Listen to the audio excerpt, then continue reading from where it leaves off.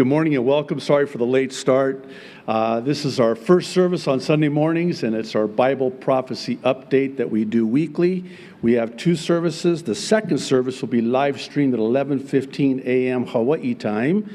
And today we are going to be in the book of Hebrews, where we're going through our verse-by-verse study, and we'll finish, Lord willing, chapter 6. And today's message is a message of hope, and how it is that hope is that which can greatly encourage us as an anchor for our soul in the midst of life's storms. Are you in a storm today? Well, there's hope. For those of you that are watching on YouTube or Facebook, we want to encourage you to go directly to jdfarag.org. There you will be able to view the update in its uncensored entirety, and that is only available for viewing on the site. All right, let's get to it. For today's update, I want to talk with you about what it is that we can expect to happen prior to the rapture of the Church of Jesus Christ. Please know that these are in no way to be seen as predictions. Rather, they are biblical conclusions based on the current trajectory aligning with Bible prophecy.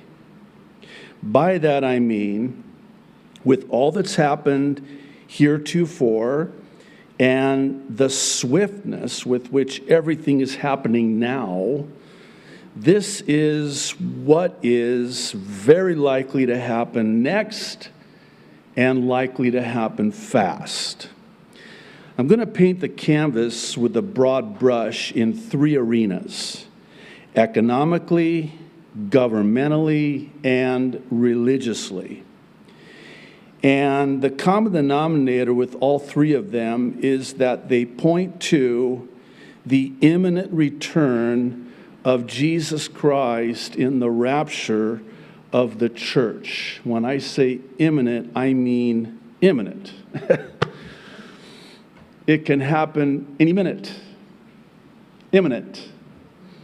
Any minute. I'll give you some time on that one. I know it's early.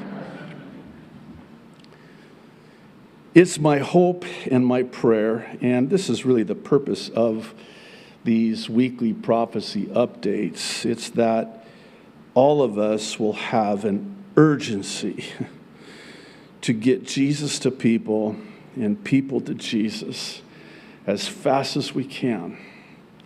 We have little time. I would even say we have no more time. While we're not yet in the tribulation, we can certainly expect to see prophecy fulfilled during the tribulation begin to come to pass before the tribulation. Does that make sense? In other words, we know that these are prophecies that will find their ultimate fulfillment in and during the 7-year tribulation, but here we are prior to the 7-year tribulation. And wouldn't it stand to reason that those prophecies would begin to, as one said, cast a shadow and begin to be visible, if I can say it like that, prior? That's exactly what's happening. Namely, that of putting in place a global economy, a global government, and a global religion in order for the Antichrist to hit the ground running, as it were. Make no mistake about it, the Antichrist is alive and well today. He has to be. He has not been revealed yet. Talk more about that in a moment. But he is alive and well today, and make no mistake about it, he does not set any of this up. It's already set up when he arrives on the scene. And all he does is just flick on the switch.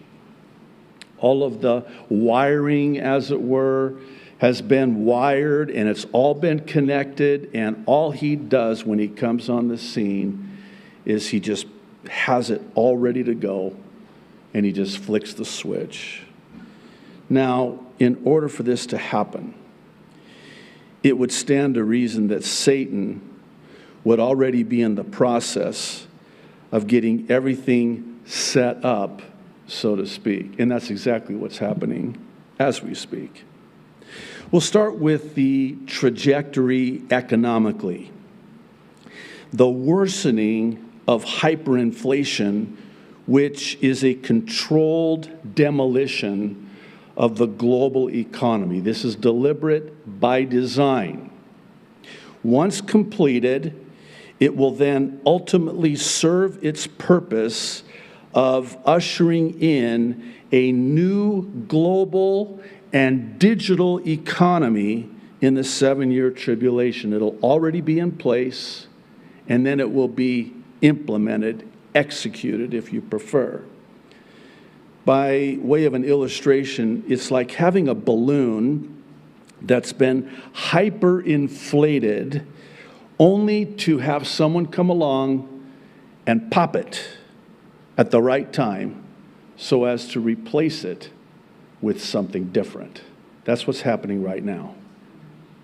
We're in that process now of this hyperinflation. This is Revelation chapter 6, verses 5 and 6. This is during the time of the tribulation. John is told to write that which he sees will come after these things, after the church age.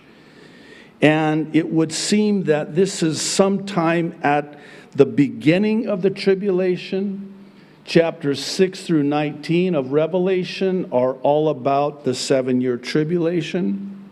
So John writes, verse 5, Revelation 6, when the Lamb opened the third seal, I heard the third living creature say, "Come." I looked, and there before me was a black horse. Its rider was holding a pair of scales in his hand. This is commerce, buying and selling and trading. Then I heard what sounded like a voice among the 4 living creatures saying, 2 pounds of wheat for a day's wages, and 6 pounds of barley for a day's wages, and do not damage the oil and the wine. In other words, it will take an entire day's wages just to buy the ingredients for a loaf of bread. That's called hyperinflation. On Tuesday, the Daily Wire published an article about how inflation for food prices will hit 10 to 14% by October. Now, I happen to think that that is a very low number. And let's just say that that is the number and put this in perspective.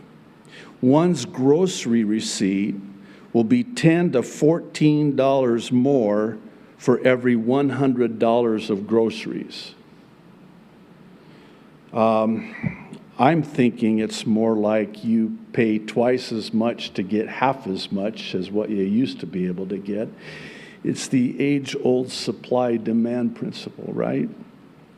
So if you have a depleted supply, you create an increasing demand, and it's cyclical because the increasing demand further exacerbates the already depleted supply. And when that happens, prices go up. That was Tuesday, but on Monday, The Hill posted an article titled, Inflation Data Deception. It's a very interesting read. In it they say, in light of the presently pervasive inflation fear, consumers and businesses are likely to expect higher future prices. As a result, consumers will increase their demand for goods and services before they become more expensive. And businesses will raise their prices because they expect to pay more for labor and material. The U.S. Bureau of Labor and Statistics measures changes in inflation rate, or CPI shifts, based on more than 200 items that consumers are said to buy and consume. These include the following 8 broad categories, as well as their relative weights. Listen to these percentages. Food and beverage, 14.6%. Housing, 42.6%. Not in Hawaii. Don't get me started on that one. Transportation, 15.3%. Apparel, 3%. Medical care, 8.5%. Recreation, 5.7%. Education and communication, 7%. Other goods and services, 3.2%. Each of these categories was drastically affected during and post-pandemic in ways that cannot possibly be accurately captured by the CPI.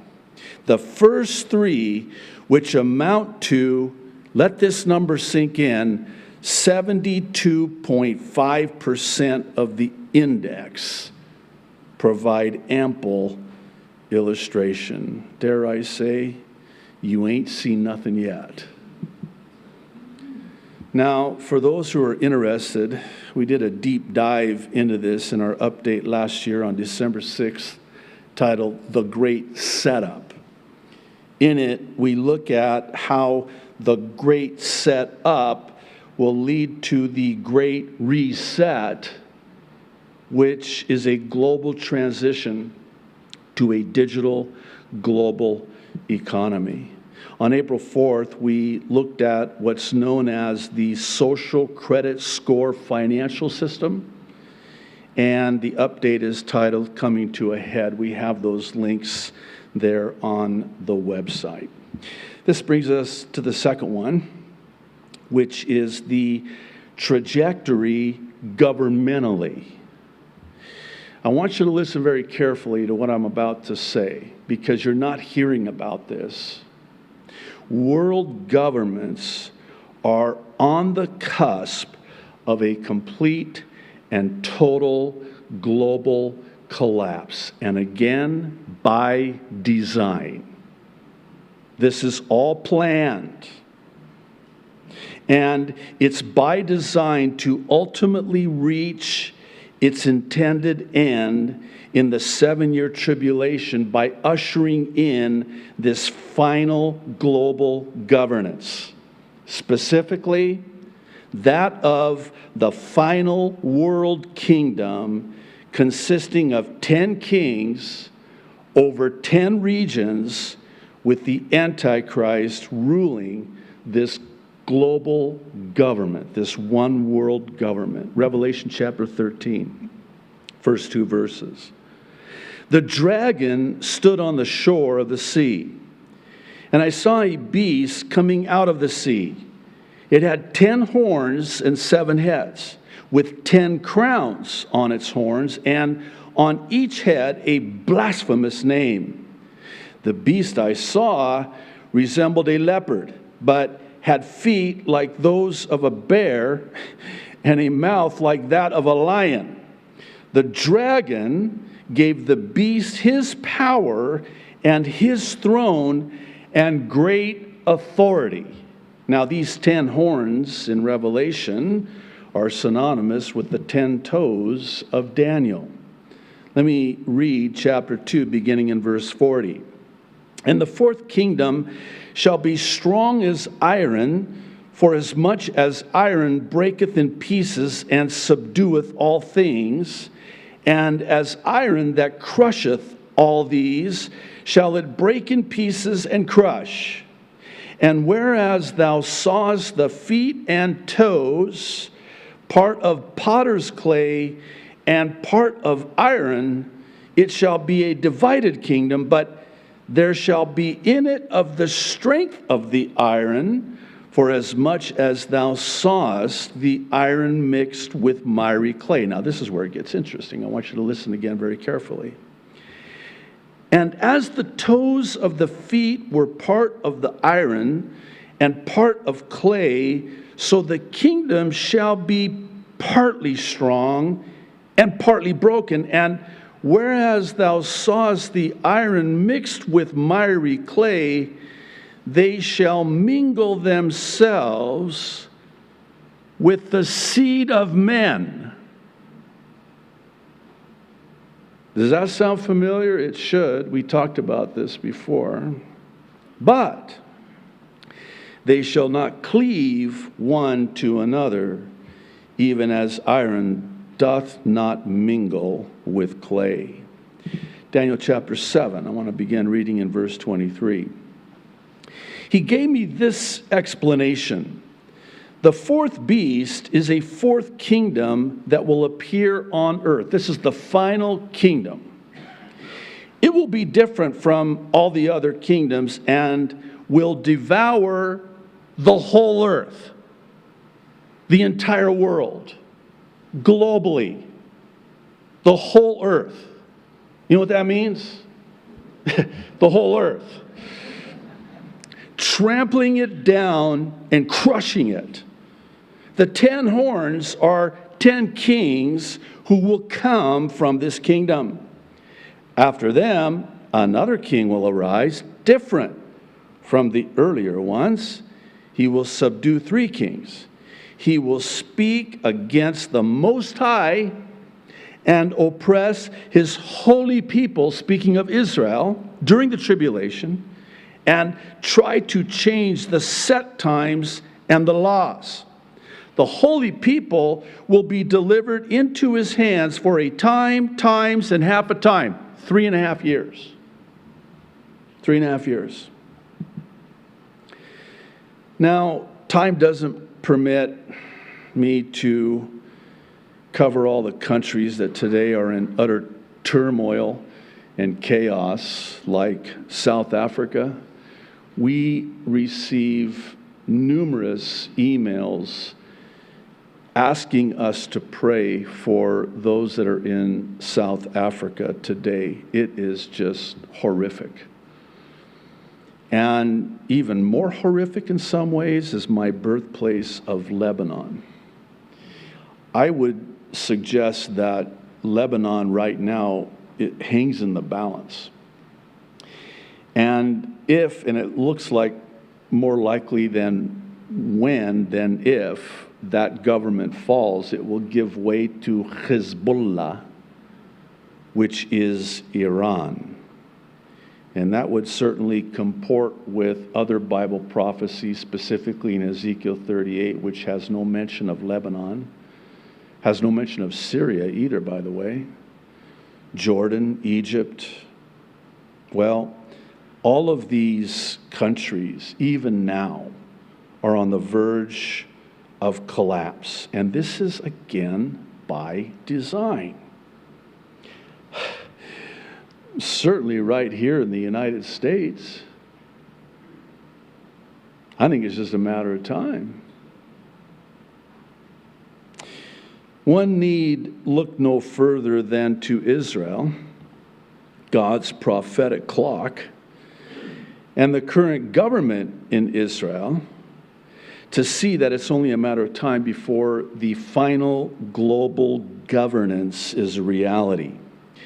On July 13th, the AL Monitor published an article titled, "Israeli Prime Minister's Dysfunctional, Fragile Coalition Hits Reality." Here's a couple of quotes. Trying to please all components of his coalition, Prime Minister Naftali Bennett now heads a government that is too large, too spread out, and too geared on compromises. Are we surprised? Bennett was in a good mood when he arrived at his office July 11th. All in all, everything seemed to be working out. Bennett was finally breaking away from the ominous shadow of his predecessor. Then, reality hit him in the face. Suddenly, he was forced to contend with his new government. Once it was stripped of all the glittery packaging, the coalition turned out to be much more complicated than he imagined and far less stable, too. This is indicative of all of the governments in the world today. They will all collapse and give way to this final world government. Pictured here is the World Economic Forum's webpage showing their global plan for global governance. This wheel,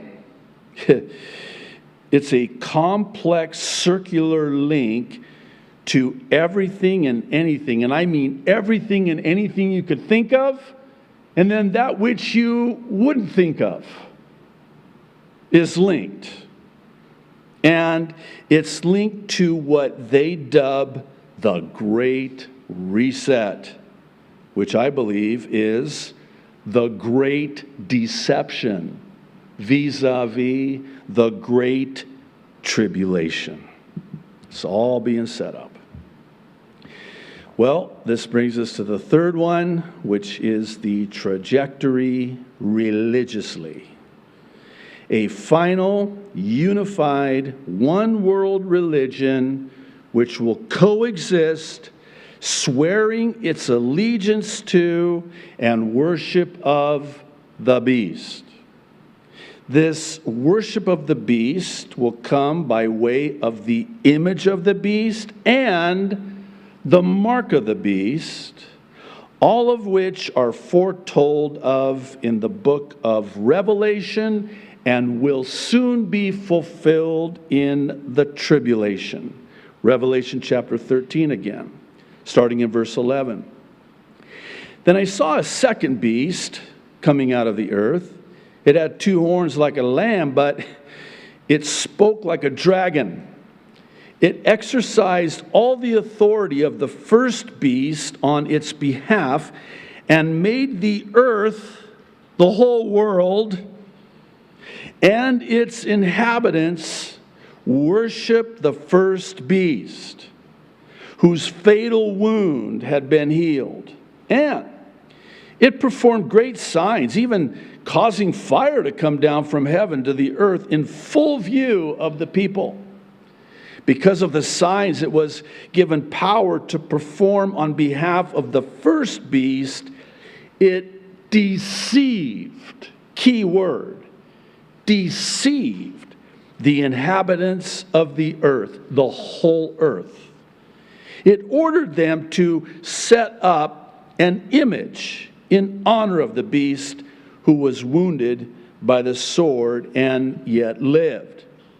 The second beast, verse 15, was given power to give breath to the image of the first beast so that the image could speak and cause all who refuse to worship the image to be killed.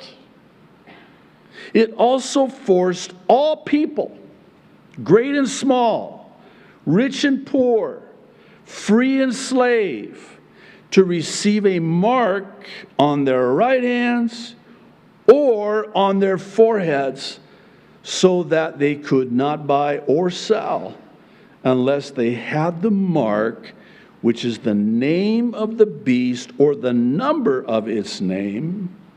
This calls for wisdom. Let the person who has insight calculate the number of the beast, for it is the number of a man. That number is 666. If you'll kindly allow me to, I'd like to explain how everything that's happening now is actually working in concert, one with the other, exactly as we're told it would in Bible prophecy. However, in order to do that at this time, we're going to end the live stream and redirect you to jdfarag.org if you're not there already.